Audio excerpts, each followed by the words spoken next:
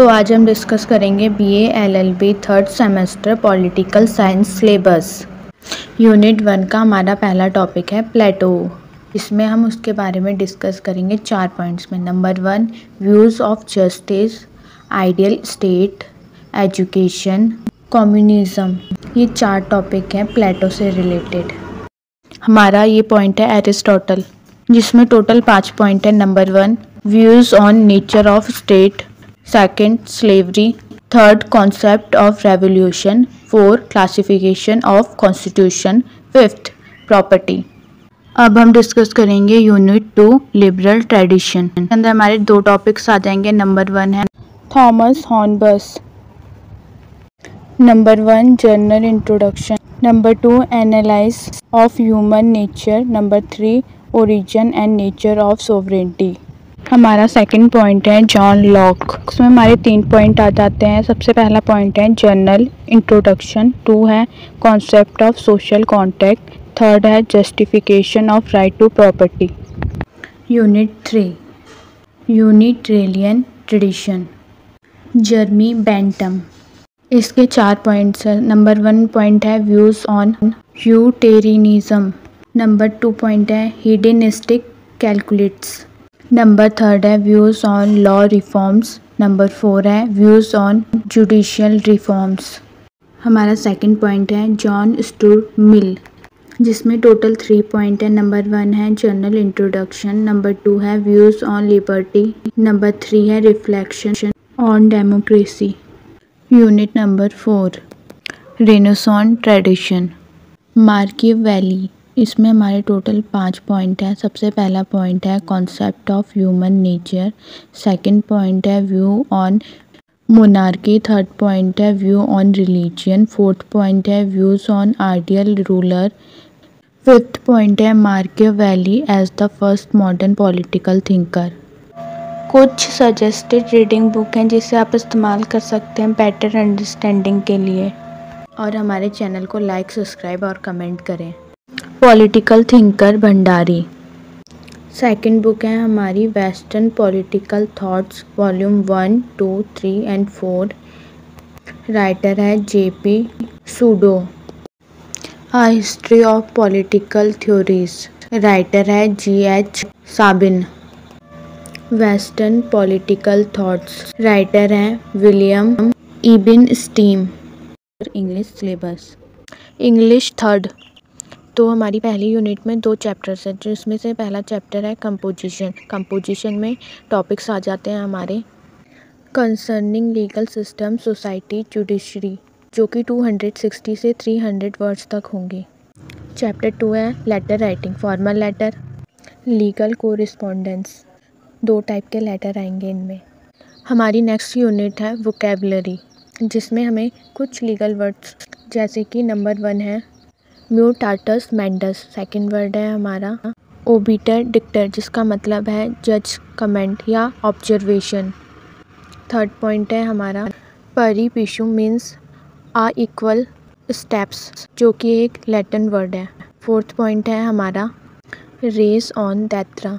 5th point है हमारा टूअर the force, जिसका मतलब है कुछ परफॉर्म करना या अचीव करना जिसकी मैनेजिंग स्किल ग्रेट है। पॉइंट नंबर 6 नीमो डार्ट कॉट नॉट हैबिट, जिसका मतलब है वो इंसान किसी को कुछ भी नहीं ट्रांसफ़र कर सकता जो उसके पास खुद नहीं है।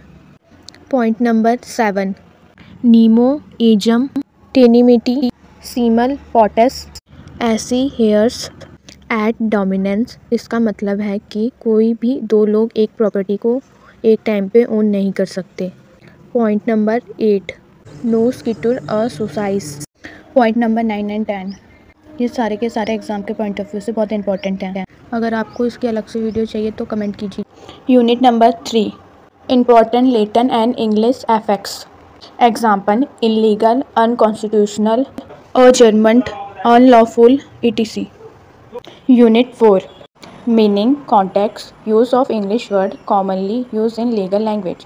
मतलब इसमें हमें 15 वर्ड मिलेंगे जो कॉमनली यूज़ होते हैं लीगल लैंग्वेजेस में, जैसे कि कोर्ट्स हो गया, फॉर्म हो गई, या कोई भी लीगल डॉक्यूमेंट जो हम कॉमनली यूज़ करते हैं और किसी आर्टिकल में भी पढ़ते हैं, सेक्शन में पढ़ते हैं या केस को ड्राफ्ट करते समय यूज़ करते हैं। Number 1 alibi. Number 2 bench secretary. Number 3 arbitration. Number 4 caviar. Number 5 notice. Number 6 pre-bargaining. Number 7 power of attorney. Number 8 remand. 9 bail. 10 maintenance. 11 probation. 12 solicitor stray application. 14 will. 15 counter affidavit. ये रहे हमारे सारे legal words. Suggested book जिसे आप use कर सकते हैं इन सबको पढ़ने के लिए। Number 1 English grammar Wren and Martin. Second book law dictionary PH Collin university book चेल्ट New Delhi. Third book letter writing LA Well Oxford University Press. Fourth book a solution of legal maximum Herbert Brown basics of micro economics. Unit 1 में हम discuss करेंगे definition nature and scope economic as a science and its relevance of law. Second point है economic as the basic of social welfare and social justice. Third point है macro and micro economics. हम इसमें discuss करेंगे macro economics के nature scope उसके बारे में सब कुछ, वो साइंस से कितना रिलेटिव है और लॉ से कितना रिलेटिव है और कैसे इफ़ेक्ट करता है सोसाइटी को वेलफेयर और जस्टिस में, और माइक्रो और मैक्रो इकोनॉमिक्स में क्या डिफरेंस है।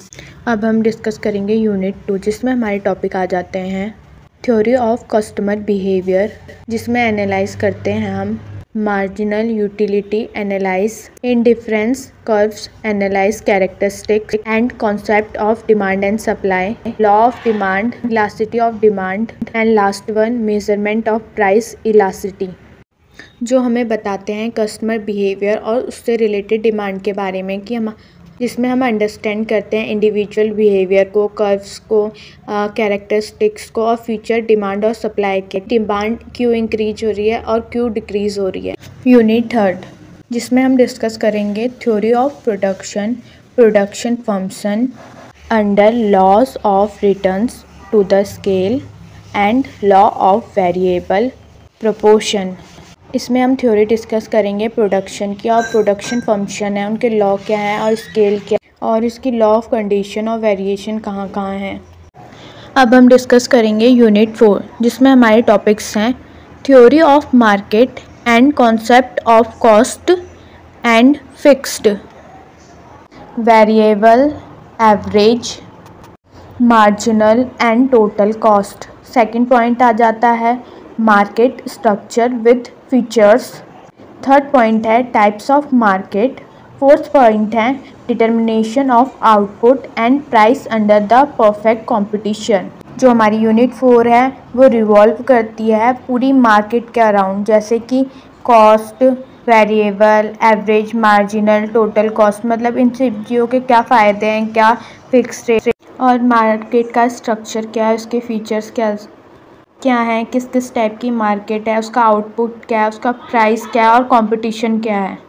ये BA LLB थर्ड सेमेस्टर और LLB फर्स्ट सेमेस्टर का सिलेबस जो कि हमारे फैमिली लॉ फर्स्ट और हिंदू लॉ के पार्ट 1 है, जो कि दोनों में सेम है। यूनिट 1 में हमारे 2 पॉइंट्स हैं। नंबर 1 है sources of Hindu law and their application. Number 2 है marriage under the Hindu marriage act 1955, concept, nature and essential of a valid Hindu marriage. तो हम इस यूनिट में समझेंगे कि सोर्सेस क्या है हिंदू लॉ के, मतलब कि कहाँ से आया, कैसे आया और किस किस पे अप्लाई होगा, और जो मैरिज है वो किसके अंदर आती है हिंदू मैरिज एक्ट में और कब बनी और उसके कॉन्सेप्ट क्या है, क्या नेचर है और क्या ज़रूरतें हैं और क्यों वैलिड होती है और कब कब वैलिड होगी।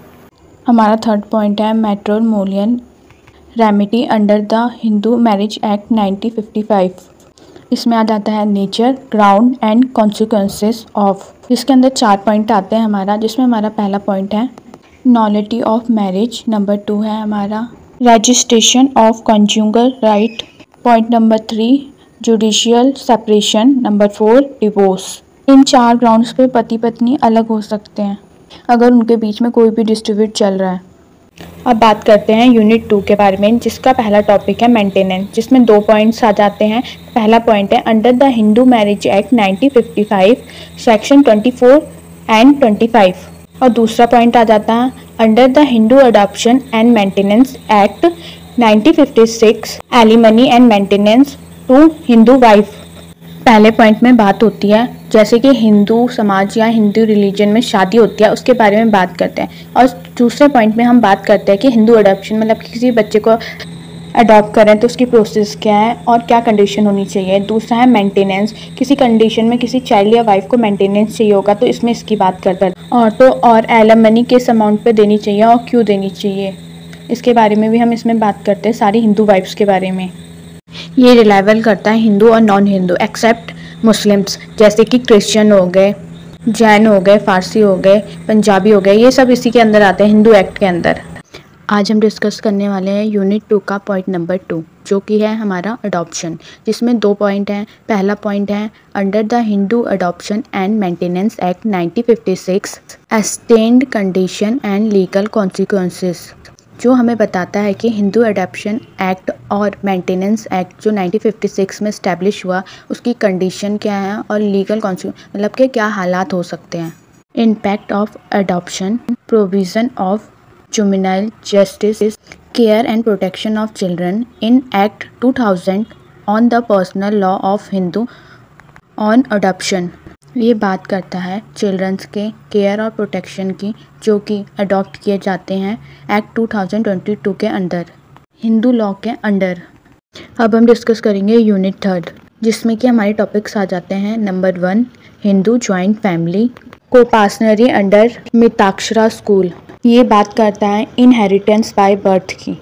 पॉइंट नंबर 2 है coparcenary property and position of karta under Mitakshara school, ये बात करता है पूर्वजों की संपत्ति और उन पर अधिकार की।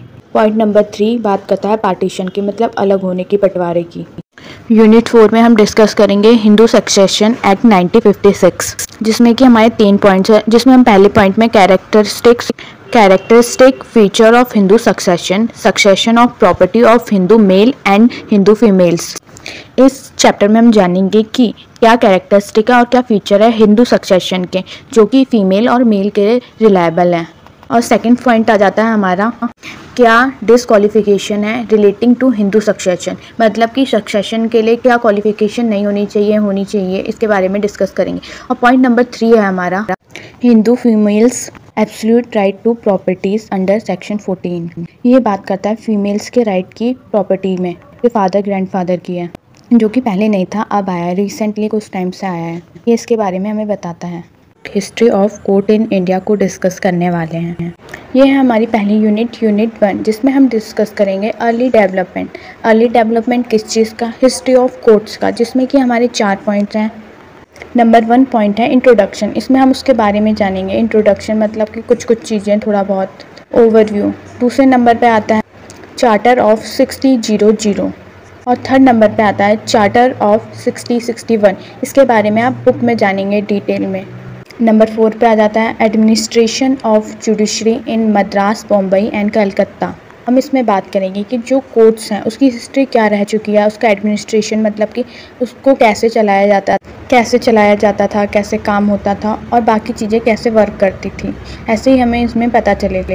यूनिट नंबर 2 जिसमें हम डिस्कस करेंगे द चार्टर ऑफ 1726, जिसमें हमारे आ जाते हैं 4 पॉइंट। नंबर 1 पॉइंट है the mayor court, number 2 point है the court of request under charter 1753, point number 3 है रेगुलेटिंग एक्ट ऑफ 1773 और पॉइंट नंबर 4 है सुप्रीम कोर्ट ऑफ 1774।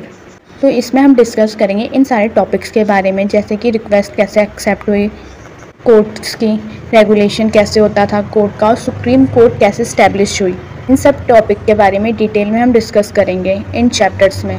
अब हम डिस्कस करेंगे यूनिट नंबर 3 जिसमें हमारे टॉपिक आ जाता है लीगल सिस्टम में हमारे 4 टॉपिक आते हैं। सबसे पहला है इसमें हमारा Warren Hasting judicial plan of 1772, 1774, 1718।